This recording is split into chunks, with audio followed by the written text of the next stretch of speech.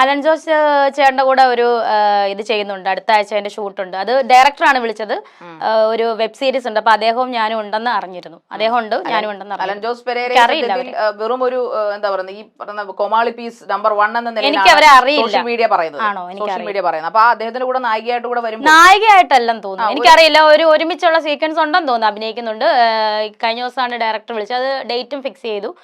ഒരു web series ആണ്, കുറെ പേരുണ്ട് അതിൽ അദ്ദേഹം ഉണ്ടെന്നാണ് ഞാൻ അറിഞ്ഞത്. ഓക്കെ. അപ്പൊ ഈ ആറാട്ടണ്ണൻ, അലൻ ജോസ് പെരേര ഒരു ടീം ആമ്പിള്ളാരുടെ തന്നെ, അതായത് മെയിൽ ആയിട്ടുള്ള ആൾക്കാരെ ഇങ്ങനെ ഇത്രയും കോമാളികളായിട്ട് മലയാളം അല്ലെങ്കിൽ ഈ ഓൺലൈൻ മീഡിയ അല്ലെങ്കിൽ നമ്മുടെ മീഡിയ തന്നെ വാഴ്ത്തിയ ഒരു സമയം ഉണ്ടായിട്ടില്ല, വാഴ്ത്തിയ ഒരു ചരിത്രമില്ല. വേറെ ആരും അങ്ങനെ വന്നിട്ടില്ല. ആ കൂട്ടത്തിലേക്ക് ആകുകയാണോ രേണുസുധിയും കൂടെ?